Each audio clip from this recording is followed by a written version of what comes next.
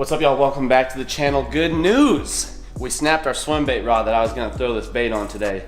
Last night as I was like filming some Instagram reels, I had the rod and reel right here all nice and neat, and I was doing some cool filming, and guess what?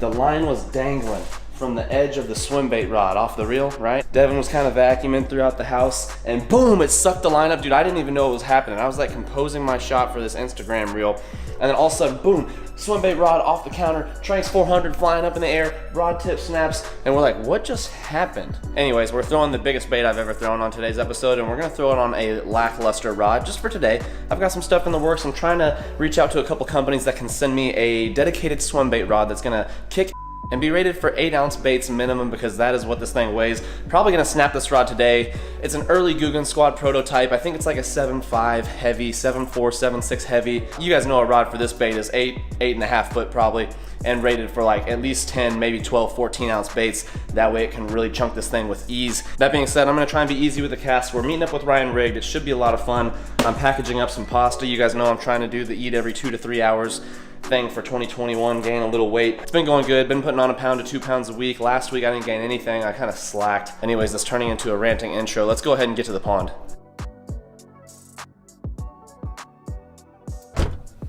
All right, y'all, here goes nothing. Here is the freshly broken 13 Fishing 8-foot swim bait rod rated for up to 8 ounces.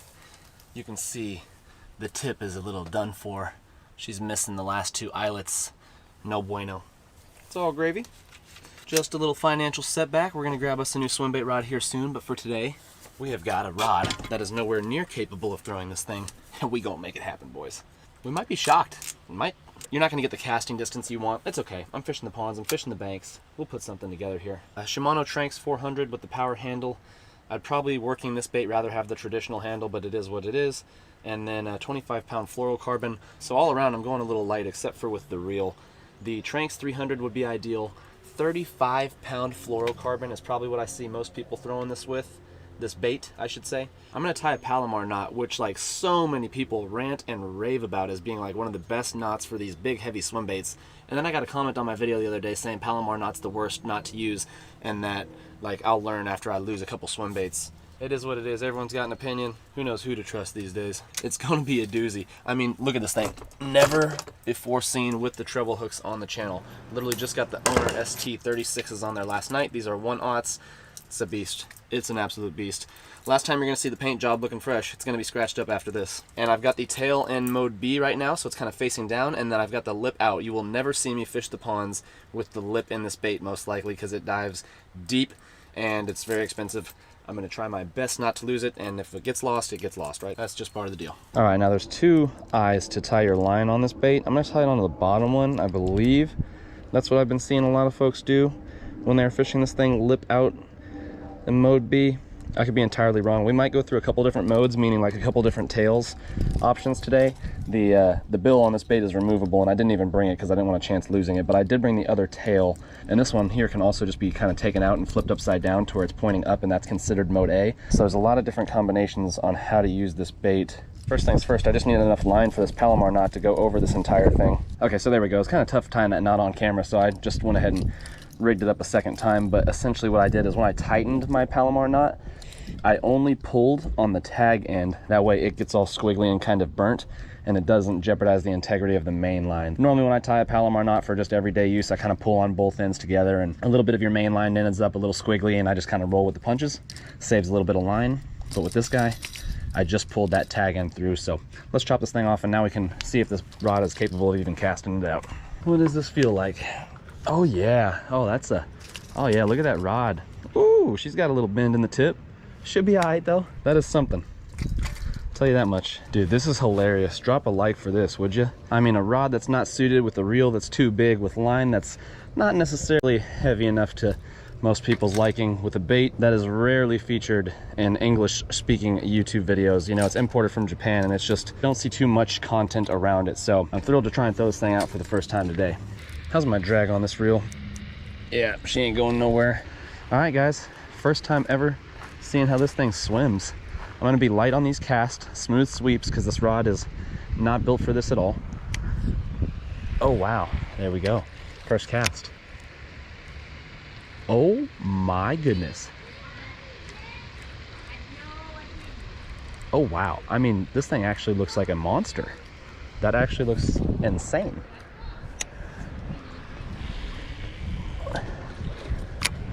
I wonder how long it's gonna take me to catch a fish on this thing. Like, this could take weeks. Why does this reel sound weird? Maybe it's because I tightened that tension up too much and drop it down a little bit and just on the spool. There went a fish or a turtle. Yeah, I think that's because there's some line loose here. All right, it seems to be pretty tight now. Crank this in a little bit. Oh, it floats. I knew it floated. I showed that in the unboxing video, but I figured after adding the treble hooks, maybe it would sink a little bit, especially with some heavier fluorocarbon line, and it doesn't seem to.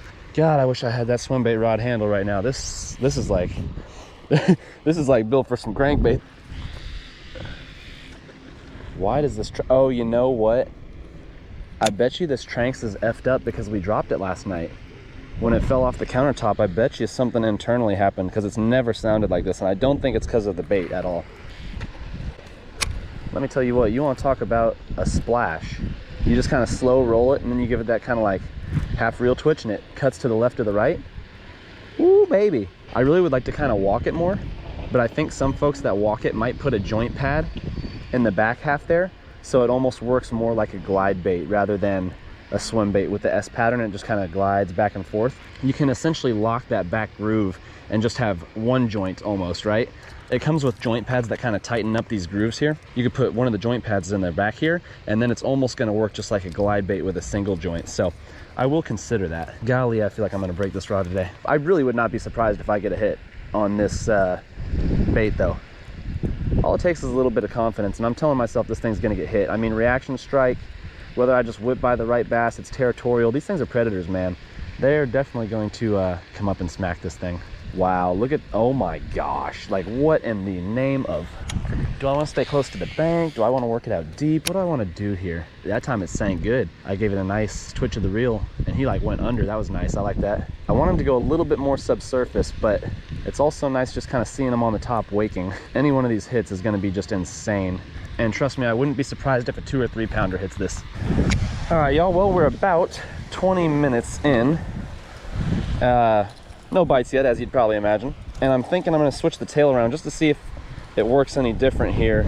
I'm gonna see if flipping it over keeps it subsurface any more than it is at the moment or not. So this is now gonna be lip out mode A, and I'm tied to that bottom line tie again. Let's see if that does anything else for the action here. Don't want to waste a cast. Okay, so very similar.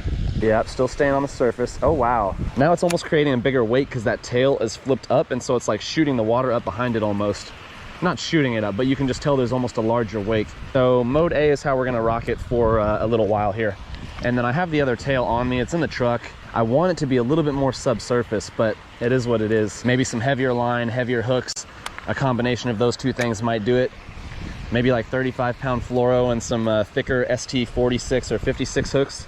Whatever it is might do the trick, but it's tough to say. If you guys haven't dropped a like yet, we are risking it all trying to catch a fish on this thing. I don't know if I'm gonna be able to bank flip anything that hits this. It's just so heavy for this rod. I might just have to go all in, but those are some sharp treble hooks. I don't know what I'm doing today, basically, is all I'm trying to say. We're just out here pond hopping with the biggest bait you have ever seen. Literally, I don't know if this is possible to catch a fish on this in these ponds. You know what? Let's go get the other tail. I'm a little too curious. I'll be right back. All right, let's see what this thing's gonna do. This bait actually ships with the V-tail installed, with that almost like longer appendage on the bottom side there. The plastic is way softer because it hasn't been in the cold water yet. Put this tail in the backpack. It is frozen solid. Let's see what that does to the action here. Does it do much of anything? Yeah, I don't know. It's still got that good kick. I mean, I'm just gonna throw it like this for a second. Switching things up for you guys. Ryan's filming a video. Don't want to bug him. I'm gonna continue casting right over here. I like this side. All right, y'all, we have just about circled the pond. I think what we're gonna do for the last bit here is now tie it to the top line eye and see if that changes the swim, and if it goes a little deeper, stays on the surface, has the same action. It's supposed to work a little bit differently based on not only where you tie it, but with the tails. It's always supposed to give off a different action. So, I think that might have been what we needed. I think that gets it subsurface a little bit. It almost drives the nose down further. Let's see if that's correct though.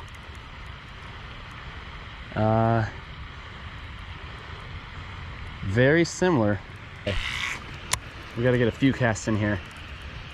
Okay, I'm not seeing the wake yet, but it seems to be taking a few seconds for it to resurface. Now I'm starting to see the wake from that V-tail. Okay, it seems to stay below the surface a little bit better with the top line top line tie.